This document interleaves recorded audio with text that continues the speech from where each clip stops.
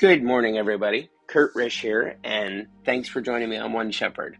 So today, we continue with our Old Testament reading of Numbers chapter 5. And the Lord spoke to Moses, saying, Command the children of Israel that they put out of the camp every leper, everyone who has a discharge, and everyone who becomes defiled by a corpse. You shall put out both male and female. You shall put them outside the camp, that they may not defile the camps in the midst of which I dwell. And the children of Israel did so, and put them outside the camp as the Lord spoke to Moses. So the children of Israel did.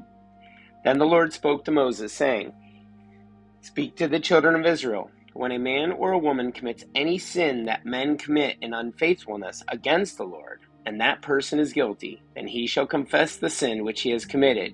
He shall make restitution for his trespass in full, plus 1/5 of it, and give it to the one he has wronged. But if the man has no relative to whom restitution may be made for the wrong, the restitution for the wrong must go to the Lord for the priest, in addition to the ram of atonement with which atonement is made for him. Every offering of all the holy things of the children of Israel, which they bring to the priest, shall be his, and every man's holy things shall be his. Whatever any man gives the priest shall be his.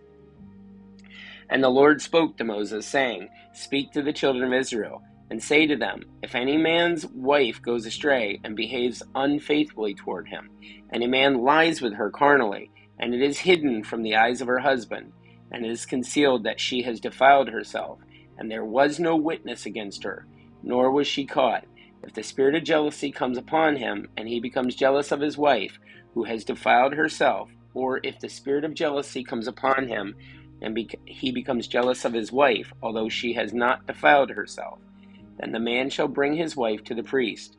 He shall bring the offering required for her, 1/10 of an ephah of barley meal.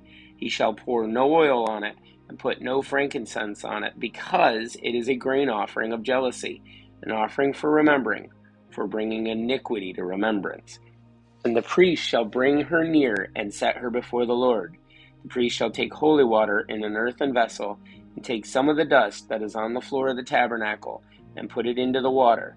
Then the priest shall stand the woman before the Lord, uncover the woman's head, and put the offering for remembering in her hands, which is the grain offering of jealousy. And the priest shall have in his hand the bitter water that brings a curse. And the priest shall put her under oath, and say to the woman, If no man has lain with you, and if you have not gone astray to uncleanness while under your husband's authority, be free from this bitter water that brings a curse.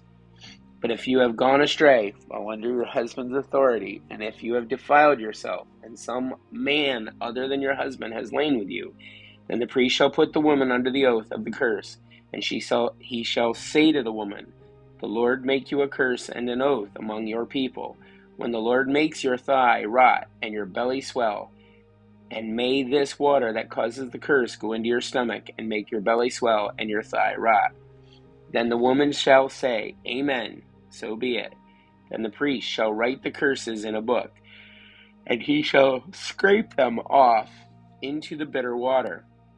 And he shall make the woman drink the bitter water that brings a curse, and the water that brings the curse shall enter her to become bitter.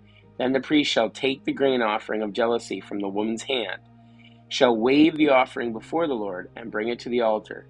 And the priest shall take a handful of the offering, as it is a memorial portion, burn it on the altar, and afterward make the woman drink the water. When he has made her drink the water, then it shall be, if she has defiled herself and behaved unfaithfully toward her husband, that the water that brings a curse will enter her and become bitter, and her belly will swell, and her thigh will rot, and the woman will become a curse among her people. But if the woman has not defiled herself, and is clean, then she shall be free, and may conceive children. This is the law of jealousy, when a wife, while under her husband's authority, goes astray and defiles herself, or when the spirit of jealousy comes upon a man, and he becomes jealous of his wife, then he shall stand the woman before the Lord, and the priest shall execute all his law upon her. Then the man shall be free from iniquity, but that woman shall bear her guilt. Guys, that's it for our Old Testament reading of Numbers chapter 5. Thanks for joining us. Be sure to like and subscribe below. If you have any comments or questions, please feel free to put them below as well. May you have a great day, and God bless.